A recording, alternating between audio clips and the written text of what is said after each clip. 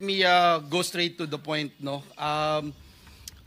We owe it to our people, especially my kababayans in Bulacan. May lumabas po na yung ghost projects, nakakainit na ng ulo yung flood control projects, and 3 taon na po yan dito sa Senado na tinatakel. Unfortunately, wala pa rin nangyayari.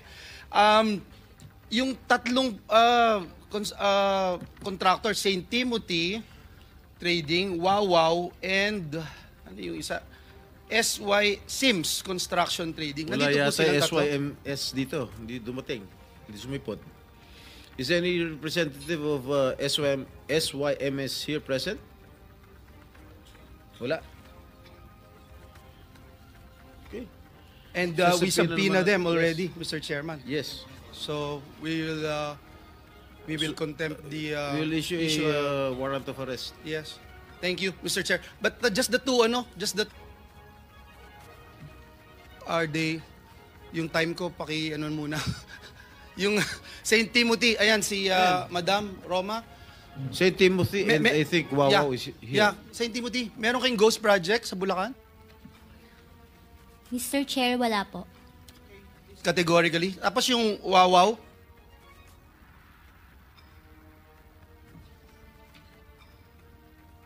Good morning po. yeah, can you answer yes or no? Ghost project?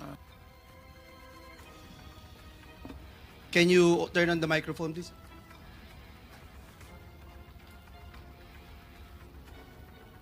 It's a yes or no question, sir. Wow, you're You don't even know? You don't- You're looking for your lawyers? Wow. I invoke my right of self-incrimination in your honor.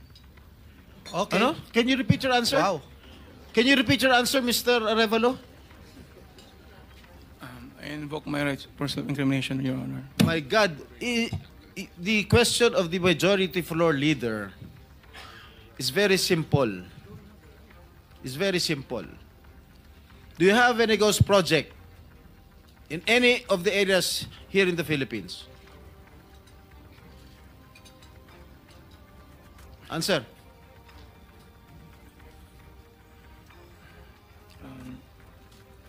Dahil may mga usapin po na kakasuhan yung mga contractor ng DPWH po at parte ng ulat ng Senado na magpagrekomenda ng paghahain ng kaso laban sa resource person, ang payo ng aking mga abogado ay huwag magsalita sa panahon na ito dahil anumang pahayag ko sa pagsisiyasat. Sino nag utos sa'yo na huwag magsalita?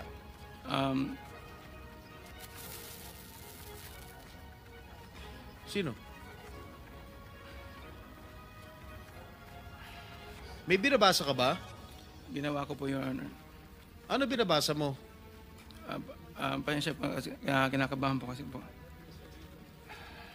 It is only answerable by yes or no, Mr. Arevalo. Is there any ghost projects of Wawaw builders? This is what I discovered, and the former secretary confirmed during the first hearing that there indeed are ghost projects.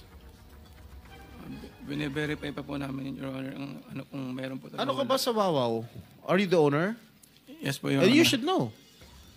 Majority Leader, it's your time, huh? Yes, Mr. Chairman. I'm just disappointed, Mr. Chairman, kasi ang bihira ka, sasagot ka ng ganyan, ghost project. Parang tinatanong ka kung tao ka, hindi mo alam kung tao ka. Mr. Chairman, just to put on record also, no, yung Diskaya Group, ang total cost project nila from 2022 to 2025 ay 31 billion pesos. 31 billion pesos dito sa siyam na kumpanya na ito. Yung Sims at yung Wawaw Builders, at dun sa 31 billion, Mr. Chairman, 3 billion nasa Bulacan, Region 3, if I'm not mistaken. 2.8 billion sa Bulacan. Yung Sims, tsaka yung Wawaw, meron pong 4 billion at 1.2 billion sa Bulacan. May from COA kung na-audit niyo po itong tatlo na itong binanggit ko na ito, na kumpanya. Sir, ito po yung mga na-subject for audit, fraud audit, especially for Bulacan po, sir, Your Honor. Yes, and nakita niyo may ghost project. Kaya hindi makasagot ito eh. Oh. Opo. Can you confirm? Hindi ko pa po ma-confirm, Because sir, we're going dahil to get wala po we akong- subpoena already the documents. So, Opo. Can you confirm? Yes or Your no? Honor, wala po akong kopya nung audit highlights. Do you also audit itong pickup? Meron po tayong mga auditors assigned sa DTI, Your Honor, at may mga findings din po sila, kaya na-audit din po yung pickup po.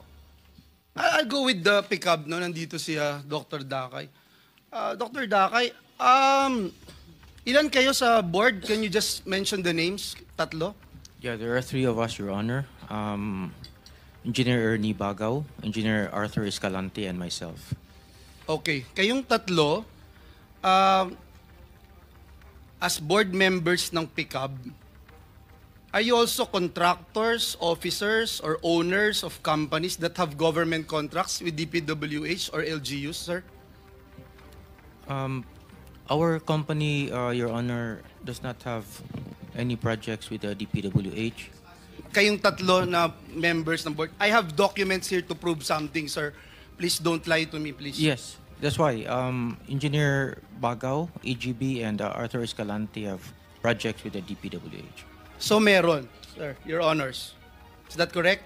Yes, the current pickup board members have construction contracts with DPWH, and I can show it to you later, LGUs and other government entities with their respective companies. Your answer is yes, right? Yes, Your Honor. So you don't think it's not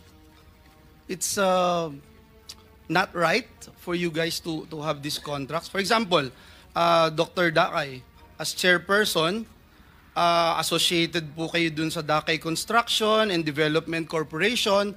May projects po kayo with national and various local governments for public facilities like government buildings and schools. Si Engineer Bagaw, one of the top contractors ng flood control project, securing worth 7.7 billion. Si Engineer Escalante signed a contract with DPWH on behalf of his company in May 2022 while already a pickup board member. Are you aware of this, sir?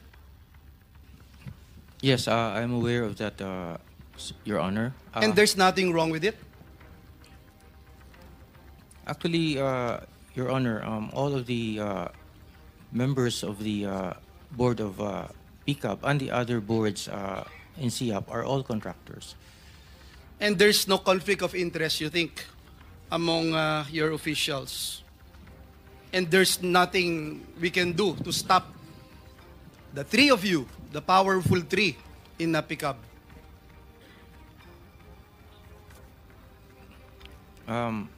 Your Honor, if I may speak for myself, we do not have any government projects, Your Honor. We used to have, but not anymore. And I will no longer belabor the issue. I think it's very clear, Mr. Chairman, what I'm trying to raise here. Yung sa DPWH, paano natin napiprevent yung pag-rent out o yung purchase ng pickup licenses? Your Honor, that is a very good question. And I'm not asking you, I'm asking DPWH. Hindi, personal opinion ko, Your Honor, Mr. Chair, hindi po dapat o hindi tama siguro ang pagpapairam ng lisensya. You are not being asked to give your personal opinion, I ma'am. This is apologize. a recorded proceedings. I apologize, Your Honor. We're talking about facts here. Thank I you. apologize, Your Honor. But I am not very knowledgeable on the procurement part. I have not been a member of any BAC. Pero again, sa pagkakaalam ko po, hindi po tama na pinagpa-rent or pinapahiram. Kasi po yung... But you are aware that this is happening? Hindi ko po. Well, hindi, Come on, Jose Cabral. Hindi po, Mr. Chair, Your Honor. Because I am not involved in the operation. Kayo bang na-deputize na sumagot in behalf of the department para Ako po kasi makasiguro lang tayo? Opo, ako po kasi yung pinakamataasang posisyon na dito ngayon. Kasama ko po yung mga regional director. Kasi you keep on looking at your back for every question. I So you're apologize. referring to most of them, baka you are very discomfortable with doing this. So baka meron po kayong gustong Opo. pumalit sa inyo sa ngayon. Pwede po bang matawag ko ang isang regional director? Kasi sila po yung... Regional implementing director office. lang yun, lalo mo lang alam yun. Mr. Chair, with the indulgence of the majority leader, interjection lang. Okay. Paalala lang po na kasasabi po kasi ni Yuse Cabral, di nila alam na mayroong pagpapahiram or pagre-rent out ng lisensya. Pero kanina po sinabi ni dating Secretary Bonoan, alam nila at alam ng department. For the record, salamat Mr. Chair at Majority Leader. Anyway, that will be shown later on by the documents that we will be subjected to questioning, as well as people who are involved in this. Okay? Thank you, Mr. Chair. I only have 1 minute to go. May I just put on record, because this is in aid of legislation, yung subcontracting loophole, yung joint venture loophole, gusto nating i-address ito. So kung hindi kayo makapagtutulungan sa amin, DPWH, mahahalata kayo na part kayo ng mafia dito talaga. So yan ang gusto nating makita, because itong mga contractor, if I have enough time, I will ask these contractors. For example, Ma'am Diskaya, nagpapahiram ba kayo ng lisensya? Sorry po, hindi po. So lahat ng nakalagay po sa inyo, dun sa 30 billion in the past 3 years, ay kayo ho talaga lahat ang gumawa. Yes po. For example, kayo, Ma'am St. Timothy, sinabi nyo kanina, may 145 flood control kayo. Di ba? Ilan ang tauhan nyo? I have 38 admin employees po. 38. Pero ilang billion yung hawak po ninyo. So, alam na. Admin lang po. Kaya nga, so alam na nagpapahiram kayo. Anyway, Mr. Chairman, last but not the least, let me just point out, no? Last month, the Office of Ombudsman ordered the filing of criminal charges in connection po dun sa 2.4 billion purchase na laptops for public school teachers during the pandemic. And among the respondents, Mr. Chairman, yung Froilan Demongo from joint venture that included yung SunWest Construction and Development Corporation. Once again, we ask, Mr. Chairman, why insist on awarding contracts to firms like SunWest, which are involved in corruption cases, when there are more qualified and reliable contractors available? Yung COA Annual Report 2021, finlag na. Imagine, construction firm supplying laptops. So bakit nakakakuha pa rin ito? So clearly, wala talagang mekanismo para i-check. Zero. Kitang-kita ko lahat kayo nagnanad. Parang wala na ba tayong magagawa dito? Klaro na, maliwanag pa sa sikat ng araw itong mga kumpanya na binanggit natin, contractors na binanggit natin. And yet, kumokopo pa rin sila ng limpak-limpak na billion peso project from the government. Can anyone answer this question? Why is it happening? PICAB, DPWH, COA, didn't we see this already? Your Honor, sir, jurisdiction po kasi yun ng GPPB. And usually po, sir, yung blacklisting po is 1 year lang po yung pag-blacklist nila. After 1 year po, pwede na po ulit silang makipag-transact or makipag-bid po. They can produce again, they can apply again, and ang PICAB, bibigyan ulit sila ng lisensya. Opo. Opo, Your Honor.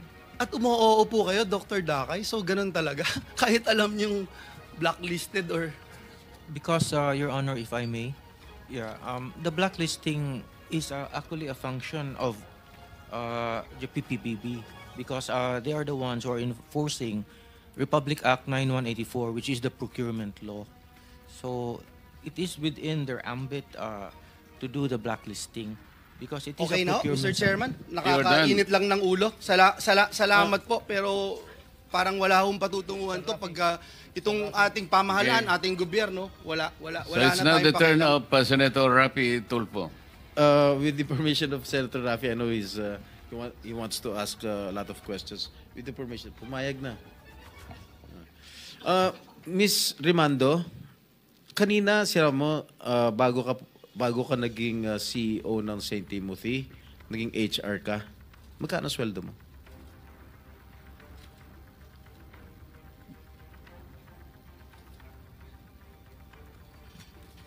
Mr. Chair, yung sweldo ko po noon, nasa 30 to 40 po.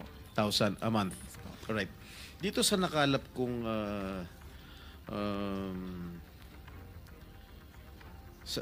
SEC, ang amount paid sa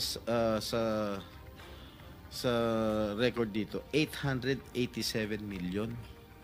Paano ka nakakuha ng ganong kalaking pera? Paid up capital. Tama, paid up capital. paid up capital. Saka kumuha ng ganitong kalaking pera. Mr. Chair, yung 2025 na lang po yan. Bali, nung Oo nga, nag-umpisa po saka nga kami, kumuha. Ang tanong ko sa'yo, saka kumuha ng pera. Mr. Chair, meron naman pong income si St. Timothy po. Hindi, pera mo to eh. I mean, iba pa yung pera ng subscription ni Mary Faith Glynn, Jerry Panty. Ikaw ang pinakamalaki, 887 million. Mr. Sino Chair, nagbigay din? Huwag na tayo magpaligoy-ligoy pa. Sino nagbigay ng pera sa'yo? nakakahiya man pong aminin, pero meron po akong hiniram na halaga sa tito ko po nung nagsisimula pa lang po ako na nagtayo po. Magkano hiniram mo sa tito mo? Nung una po ay nasa 7.7 million lang po. Oh. O paano umabot ng 887 million? Nung kumikita na po si St. Timothy, wala po akong nilalabas na sarili ko pong kita. Lahat po pinapasok ko din po dun sa corporation Talaga? po. Opo, Mr. Chair. Magkano binabayad mong tax sa gobyerno? Mr. Chair, pwede ko po bang mag-refer dun sa financial Sige, statement babalikan po? kita.